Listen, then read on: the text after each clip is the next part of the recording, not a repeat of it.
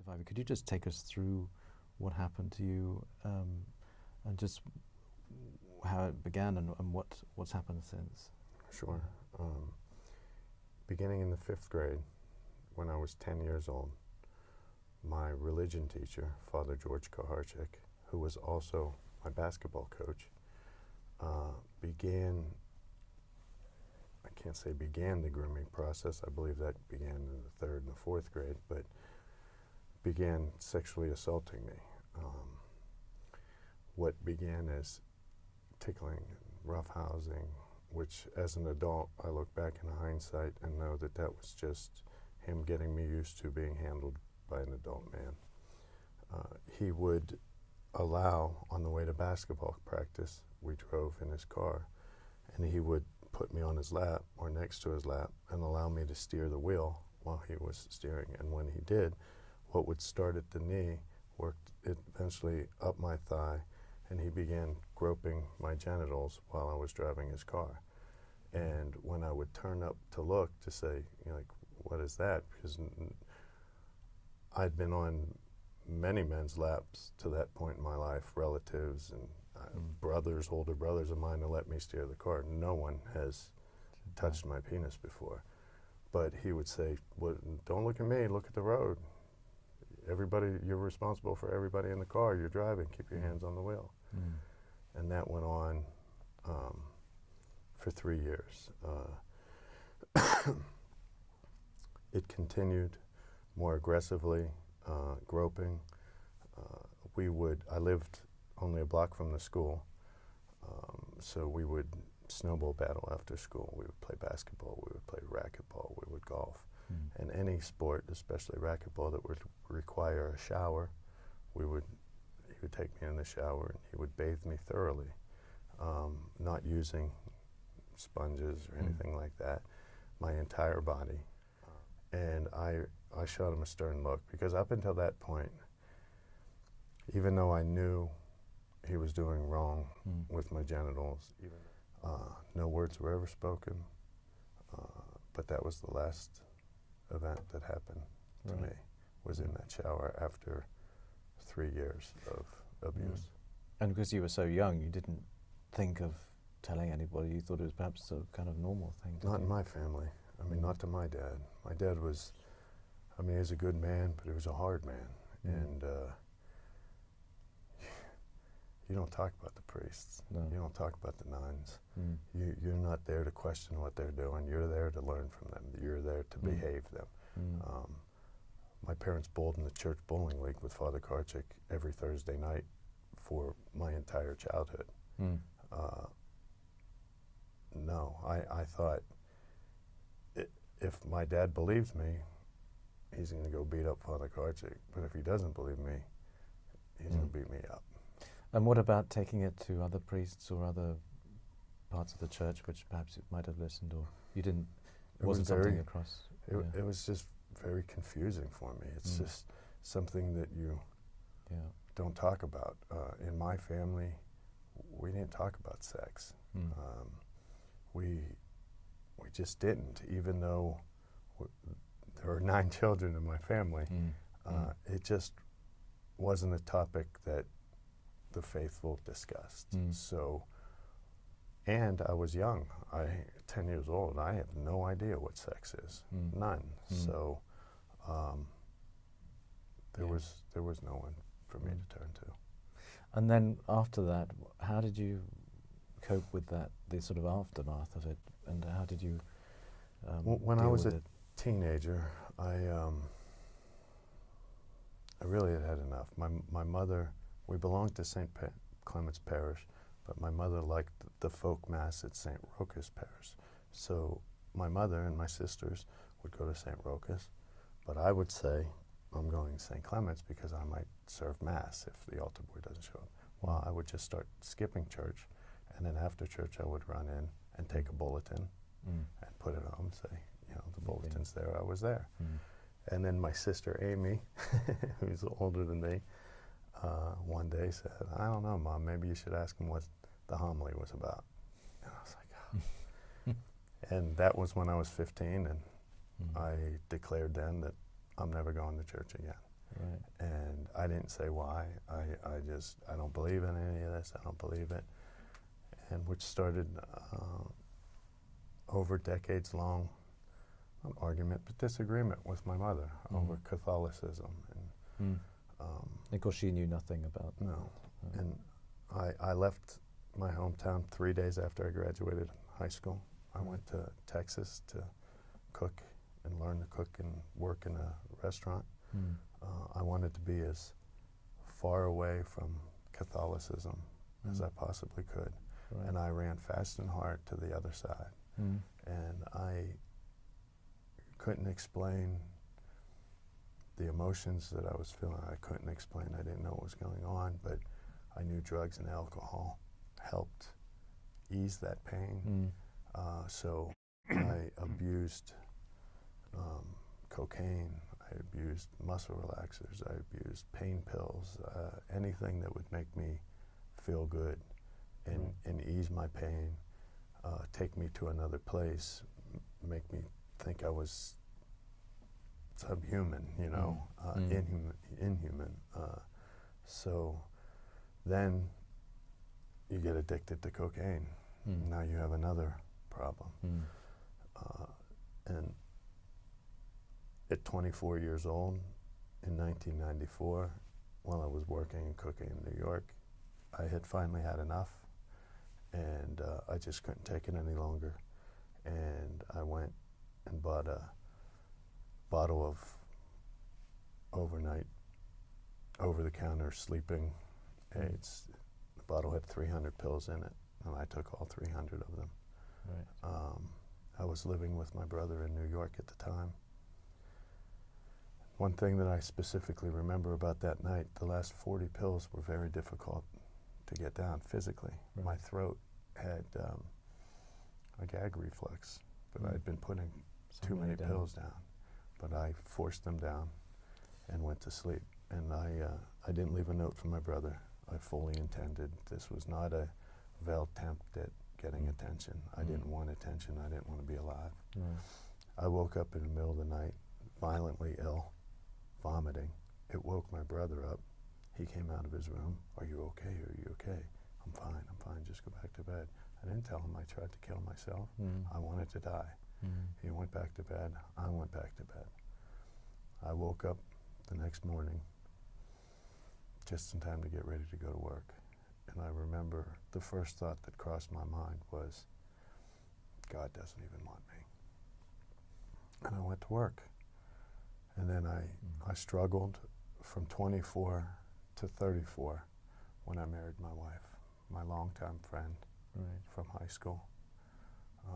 I told her before we were engaged that if we're really contemplating marriage, there's something that you need to know about me that is going to have an effect on our marriage for the rest of our lives. And I told her, and she was okay with it. And how did it affect your relationships in forming, especially with the opposite sex? Was it? It's horrible. You can't explain why your fits of rage are the way they are. Right.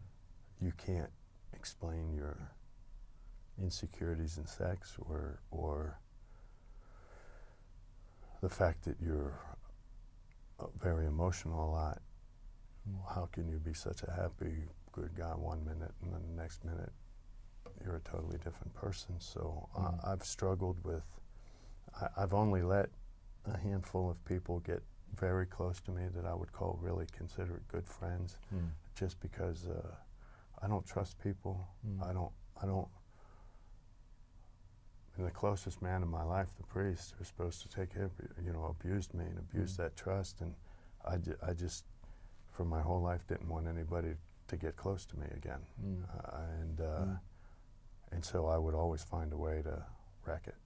What has been your reaction to the church's approach to this issue since it's come to light, since 2002, really? What's been your? Do you think it's been taken it seriously enough? And I don't think the church is taking this seriously enough. These reports say that they have these documents. This is long going.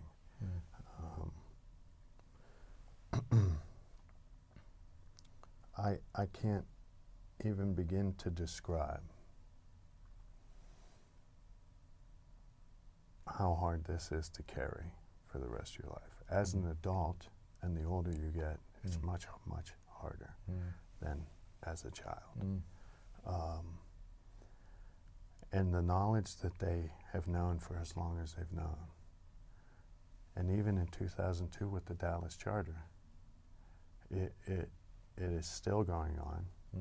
And until there is total accountability for everyone, all bishops, cardinals, and even the Pope, I don't think that they are properly addressing this. And not only I don't think that properly addresses it, I think it condones its behavior. How so? What do you say? The report mentioned many bishops' names that had this information, and they were willing to hold it. If they are not reprimanded for that, who's to say they won't do it again? In the summit meeting that I had on Monday, I was fortunate to be one of the 12 victims invited, and I went in with the committee chairs, and they had mentioned, different parts of the world, don't match up, don't have laws, don't have, safeguards and things like that. But one thing that I said in the meeting, there was another part saying, American law is one thing, Malta law is another thing, and I said, and I understand that. However, we have a report that says this. And you're saying that bishops from other corners of the world are saying that they don't have this problem. My question is the Pope the head of this church, or are some bishops in Africa the head of this church? And if doing nothing, if not holding these bishops that are in this report accountable, that's the way you show those other bishops. You might say it's not happening, but we know it is. And these bishops are being released in this report. I said that shows a clear signal to the far reaches of the corners of the globe that, hey, the Pope's not accepting this anymore. So that helps stop the abuse. Right. And also, do you think the root causes need to be addressed more? Because people have said that there's not enough emphasis on why that happened and why this abuse has been happening. And unless you deal with the root causes, you're not going to be able to end it. What do you say to that? That there needs to be a more thorough look at what really causes this? Sure. Pedophilia is not just within the Roman Catholic Church. In fact, the large majority of pedophilia happens within the home by your own relative. So there is a cause, there is something that is attracting these men, and there is a code of silence, and it's a hush-hush taboo subject that keeps it all quiet, that continues the behavior.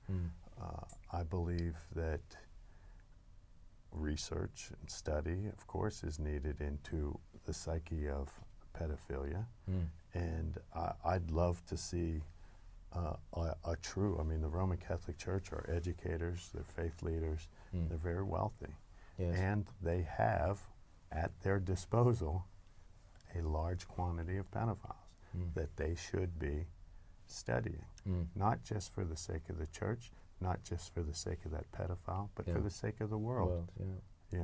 We should study this. You should not say it's not happening. You should, instead of saying at the meeting, well, this is in the Jewish faith, well, this is this. When I would argue with my mother as a teenager, Mom, if you and Dad were Jewish, I'd be Jewish. If you and Dad were Orthodox, I'd be Orthodox. And she would say, Shaun, don't you get it? We're blessed. We've been blessed. We're Catholics. So that's what I would like to see from the Catholic Church. Say, yes, we do have this problem, and we want to go from being the worst reputation from pedophilia Mm. to the best reputation, because we are the Roman Catholic Church, and we are going to lead by example. The Jewish faith has the Jewish faith. That has this, but we are the Catholic Church, Yes. and we are going to show the world how to fix this. Right. And you, what happened to your abuser? Was there accountability eventually for him? I mean, was he ever brought to justice? No. He owns a home 5 minutes from me in Pennsylvania. He's been defrocked. He's never been charged with a crime because of the statutes of limitations. My abuse ended when I was 13. I only had 2 years to file a civil case and 5 years to file a criminal case. So by my 18th birthday, I would have had to have filed, and I hadn't told a soul by my 18th birthday, and I didn't even know what a statute of limitation was by my 18th birthday. Right. So there's nothing that I can do to him unless Representative Razi's legislation gets passed with a retroactive window that would give people like me an opportunity to depose people, to get information out through the court system. But until then, he's a free man. And how has it affected your faith now? What's I can't say that I have a faith. I really can't say that I have a faith. I have never believed. I can't believe. I find it hard to believe that God exists. However, because of the abuse, because of the cover-up, because of the cover-up, because how could God allow this to even happen? You know, I find it very hard to believe. However, I want to believe. I wish that I had my mother's faith. These are trying times for me. And I wish that I had faith to lean in. But every time I try to lean in the faith, I get mad and I get angry. And there are some things that have happened to me in life that I can't explain, that I try to hope, but just coming here today, I wept outside. There was a man playing a beautiful guitar right down the road. I was early, and I sat and I listened to him for a few minutes, and it was beautiful. And I gave him a little money. I said, "Thank you very much." I was walking away, and I got 50 yards or so away from him, maybe 100 yards. And he started playing my favorite Beatles song, Blackbird, which I've always related to. Blackbird singing in the dead of night. Take these broken wings and learn to fly. This is the moment in your life that you've been waiting all your life. He could have played any song in the world, any song in the world. He played Blackbird. I turned around, I sat, and I wept as I heard that song. Wept. Walking towards St. Peter's Square for this meeting. Why Blackbird?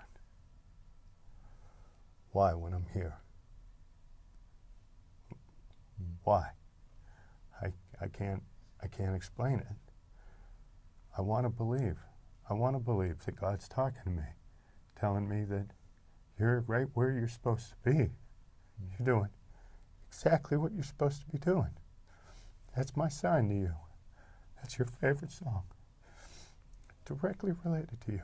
You've thought of yourself as a blackbird and a black sheep your whole life. Go home and go do it. Finish. I just can't. I just can't. I want to. I find it so difficult to believe. I hope it's real. Do moments like that help you, though? I mean, in a sense, you think that God, despite all of this, He is with you and has seen you through it. I'll tell you of one other event, and I've shared this with some of my survivor family. The morning the day that Attorney General Shapiro released the report, the victims that were on that stage with him, we were sequestered at a hotel nearby. We spent the night before. We didn't know when it was going to be released. Nobody knew, so they wanted us nearby. The morning of the release, I was up very early, 6:30 in the morning, and I was walking on the upper parking lots of the hotel where I was. Workers were cutting grass, and it was an extremely foggy morning. And I was just pacing and walking around, thinking I knew that I was going to do a lot of press that day. I knew that it was going to be a big event. I knew that it was going to be world event. So I was just trying to mentally prepare for that. Not paying attention in the thick fog. I literally almost walked directly into a parked car. I turned from the parked car, and on the ground was a piece of the twine from the weed whacking machine. And it was in the perfect, I mean, it was split on one end, but it was in the perfect shape of a fish. Like, just like the ones that you see on the back of cars. I mean, oblong, the perfect tail. And I just, happenstance, saw it. And the first thing I thought of was Christ. And I said, "Are you here?" And I was thinking about the guys that died. And I was thinking about them that morning. You mean abuse victims? Abuse victims. And I asked, "Are you here? Do you have those guys with you?" And a butterfly landed. Beautiful butterfly, 6:30 in the morning. Flapped its wings one time and flew away. I can't explain that. I don't know how the twine ended up looking like a fish. I don't know why I thought of Christ. I don't know why. I don't know how the hell the butterfly arrived. I didn't see it fluttering around before. I can't explain it. I took a friend of mine. I went and found him, came up. I was telling him the story as I went. And I said, and I pointed to the ground. I didn't mention the fish at all. I said, I almost walked in the car, and I turned and I saw that. And he said, "That's a fish." He said, "That's Christ. Shaun, that's beautiful." You know, he started to cry. I just, I can't believe it. It's too hard. Already, some people are saying now that this is primarily, in the Western church, it's a homosexual problem. You don't agree with that? Homosexuality and pedophilia are two entirely different things. There are plenty of heterosexuals. You know, George Karchik isn't a homosexual. He's a pedophile. What about female nuns that abuse boys? That's not homosexuality. What about priests that abuse girls? That's not homosexuality. This is about power, control. Sex is just part of it. Sex is the humiliating part of it. Sex is the complete submissive to the power. Right. That's what this is about. I have known many, many, many gay people, men, women, faithful gay people. That wasn't chosen. They would never harm a child. And we've had discussions about this, and I think it's wrong to put the two together. This is not, and I think that's part of the church's blame to go to, because they know that's not true. But the figures say that 80% of abuse cases in the John Jay report were male on male. So they say, well, the statistics show that the propensity was for same-sex abuse. Consent. Consent. I might be more acceptive to that if there was consent involved. There is no consent to rape. Right. Consent is the key word in that. It might be male on male, but one of the men didn't concede. And that's a crime.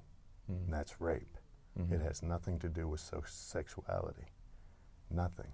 Right. The crime is rape, not being gay. And then just lastly about the cover-up and how you think that could be dealt with properly to stop that happening. I mean, apart from Quite easily. The end of this summit, every bishop and cardinal involved in there should come to St. Peter's Square, prostrate themselves to the world, heartfully apologize, and say, we are a massive organization. We cannot just give you immediately.